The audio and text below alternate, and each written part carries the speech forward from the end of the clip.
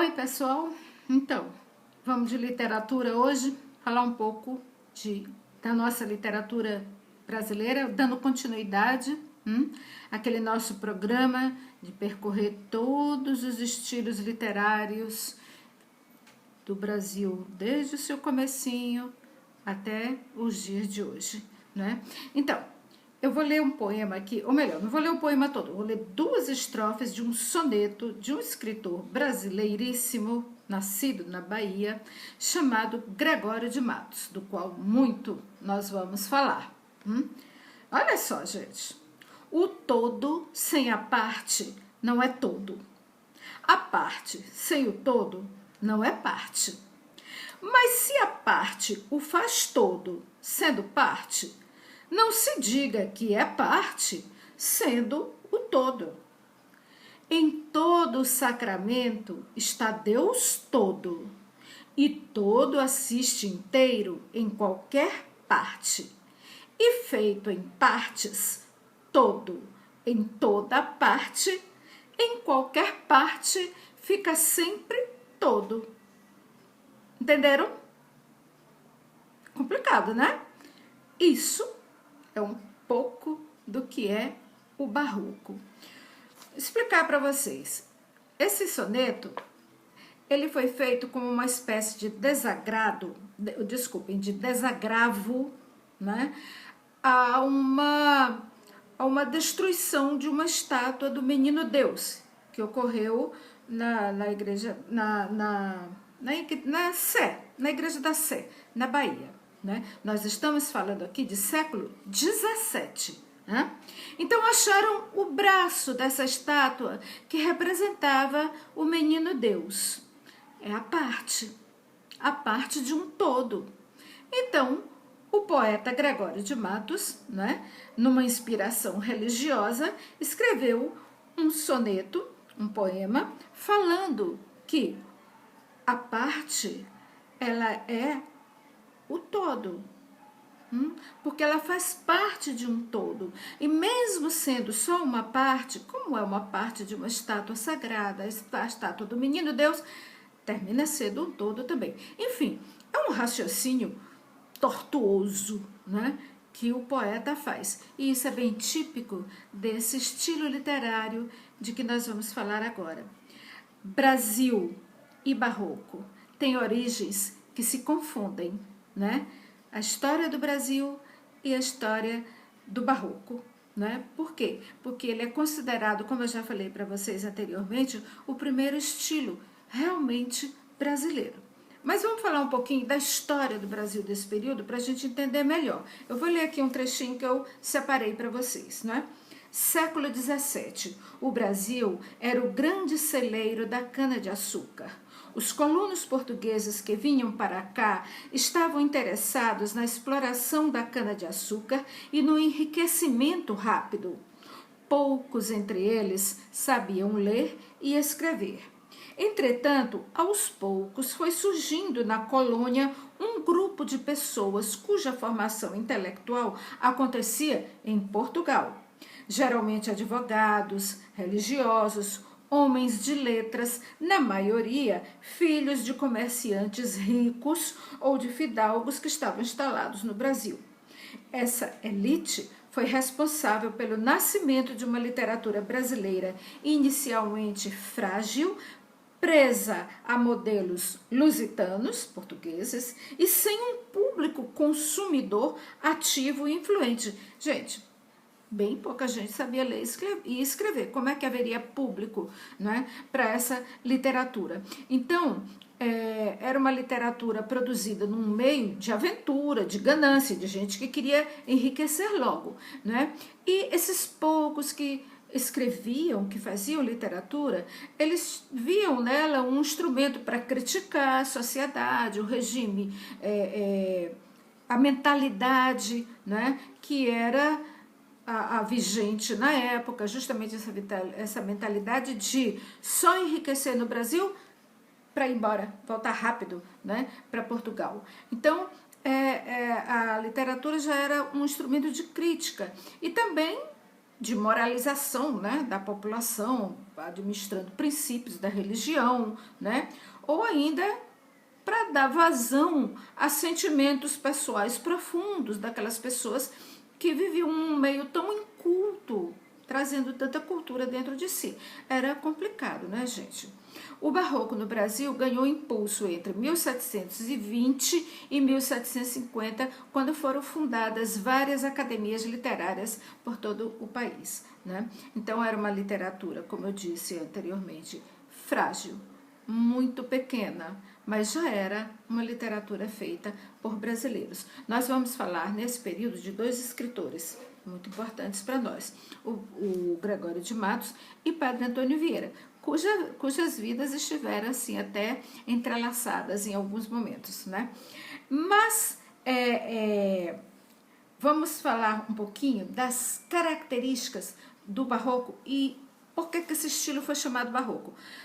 Há várias explicações, não é, para essa palavra barroco, né? Inclusive, disse que a palavra barroco era atribuída a uma pérola, né, que não era redondinha, que não era perfeita, que tinha defeitos, né? Era chamada de uma pérola barroca. Terminou virando sinônimo, às vezes até de mau gosto, né? E terminou por denominar esse estilo literário. Ora, para a gente entender o barroco, a gente tem que entender o contexto político, social, econômico, religioso da época, né? O mundo vivia um momento muito difícil. Como nós vimos quando nós falamos da literatura jesuítica, foi criado pela Igreja Católica o movimento da Contra-Reforma para combater o crescimento do protestantismo. Então vejam, a sociedade já se via dividida entre duas religiões, o protestantismo, que ganhava força rapidamente, e o catolicismo. Já é um motivo de confusão na cabeça das pessoas. Havia situações econômicas e políticas, sociais complexas também, com o surgimento e a força da classe burguesa, dos comerciantes, né? Principalmente, havia vamos dizer assim, uma classe que não estava na estratificação social da época, que era a nobreza, o clero, né? Surge a burguesia, e de certo modo querendo tomar parte pela força econômica, já querendo tomar parte, né, das decisões que diziam respeito às sociedades. Então era um terceiro poder que surgia, né? Às vezes até desafiando os poderes já constituídos da nobreza e da igreja, né? Os ideais do movimento que antecede o barroco, do classicismo, do equilíbrio, do racionalismo, né? Se contrapondo a esse movimento de conflito, de tensão, né? Isso tudo cria uma dualidade na cabeça desse homem, né? Então, o barroco se expressa principalmente por essa dualidade, por esse sentimento de divisão, né? De conflito, de tensão entre sentimentos opostos, realidades opostas. Tem um outro fator também, o teocentrismo, que colocava Deus no centro de tudo, de todas as decisões, de tudo que o homem era, se opondo a um antropocentrismo, um sentimento novo de valorização do homem, de suas realizações, né? Então, como a gente vê, são coisas que se contrapõem, são sentimentos que se criam paradoxos na cabeça do homem, né? Criou essa situação de tensão que resulta nesse desequilíbrio que foi o barroco, né? Então, eu listei aqui para vocês terem uma ideia de como a cabecinha do homem estava dividida nessa época. Havia ele se sentiu até na obrigação de conciliar coisas que se opunham completamente, como, por exemplo, vida e morte. A gente encontra na obra barroca essa tensão constante entre vida e morte, né? Entre dar mais importância à matéria ou dar mais importância ao que é do espírito, né? o equilíbrio frágil entre o que é o perdão, o pecado e o perdão, né? Entre o que é o amor carnal e o amor platônico, o amor puramente espiritual. É uma época complicada, né, gente? É um jogo difícil e isso influenciou todas as artes desse período. A pintura, a escultura, a arquitetura e a literatura, né? Bom, como vocês viram nesse trecho do poema do Gregório de Matos que eu li, né? Há esse jogo de contrastes exatamente entre a parte e o todo. Um raciocínio difícil da gente entender se a gente não se situar dentro do que motivou a poesia, né? A historinha da estátua, do braço da estátua que foi encontrado, que era parte de um todo, né? Então, o que nós temos aí? Relembrando aqui as características do barroco, né? Um afastamento do equilíbrio e do racionalismo clássico, que resultou em um, às vezes, até intencional desequilíbrio. Então, a gente tem uma literatura com tendência a um excesso de linguagem figurada, de enfeites, né, como metáforas, como antíteses, como paradoxos, né, e esse exagero reflete bem essa situação de tensão em que vivia o homem. Então, o barroco a gente pode dizer que é a arte do conflito, né? Há uma rejeição da visão ordenada das coisas, né? E ao lado desse excesso de linguagem figurada, né, os autores barrocos ainda fazem um encadeamento de ideias, né, para nos levar a uma conclusão. Eles usam raciocínios longos, extensos e muito complicados, cheios de curvas, sinuosos, né? Difícil de acompanhar. Mas é um estilo que eu considero encantador, né? E tem figuras muito peculiares, como a do nosso Gregório de Matos. Eu vou ler aqui para vocês um outro poema do Gregório de Matos, chamado A Jesus Cristo, Nosso Senhor. Olha, gente, o barroco foi tão conflituoso que ele se dividiu em duas tendências, chamada cultismo e conceitismo, né? O cultismo era mais exagerado ainda, né? No jogo das ideias, no jogo das palavras, nesse excesso de uma linguagem muito enfeitada. O conceitismo, também conhecido como conceptismo, tentava dar mais importância à ideia do que ao jogo de palavras, mais importância ao conceito do que a palavra propriamente dita enfeitada, né? Então, eu vou ler para vocês mais uma poesia do Gregório de Matos para vocês verem como ela é um exemplo do cultismo. E depois leio uma crítica que o padre Antônio Vieira fez a esse excesso de ornamentos, né? Então, olha só que interessante. O nome dessa poesia é A Jesus Cristo, Nosso Senhor. Padre Gregório de Matos, Gregório de Matos pecava e pedia perdão. Então ele diz assim: pequei, Senhor, mas não porque hei pecado, da vossa alta clemência me despido.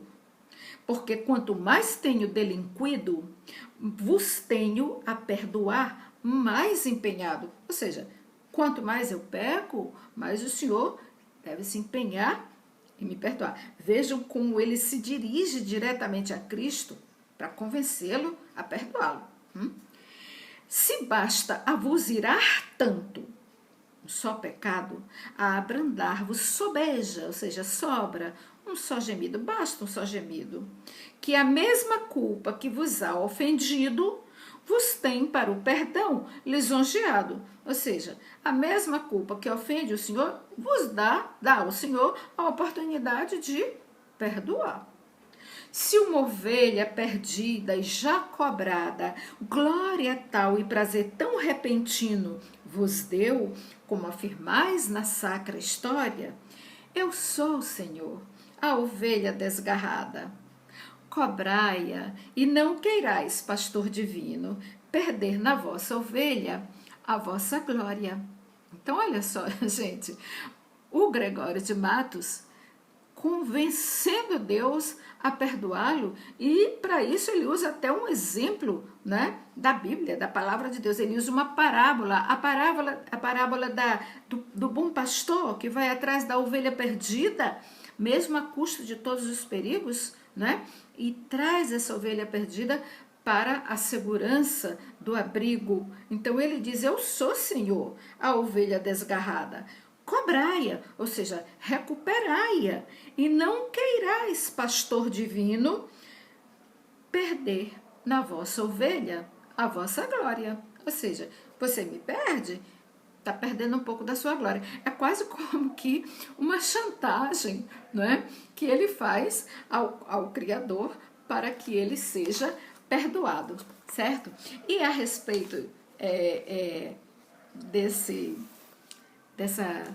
desse uso, né, que o Gregório de Matos faz, né, da religiosidade em sua poesia, né, parece que vem muito a calhar uma crítica que o padre Antônio Vieira, né, que era mais a favor do conceito, ou seja, da ideia do que desse jogo de palavras. Ele às vezes brigava contra esse excesso de ornamentos, em muitos sermões dele ele faz isso, né? Ele diz o seguinte: querer argumentar com Deus e convencê-lo com razões, não só dificultoso assunto parece, mas empresa declaradamente impossível, sobre arrojada temeridade. Homem atrevido, diz São Paulo, homem temerário, quem és tu para que te ponhas a altercar com Deus? Porventura o barro que está na roda entre as mãos do artista põe-se as razões com ele e diz-lhe: por que me fazes assim? Vejam só, parece até que ele está se dirigindo ao Gregório de Matos por conta desse poema em que o Gregório de Matos alterca, ou seja, discute com Deus na tentativa de convencê-lo a ser perdoado, a perdoá-lo, né? Isso porque, gente, esse poema do Gregório de Matos, ele tem muito a ver com esse espírito do barroco, essa contradição, né? Há uma religiosidade muito impregnada na alma do homem dessa época, e ele se vê muito dividido entre ser homem e ser anjo, entre as paixões do mundo e o perdão divino.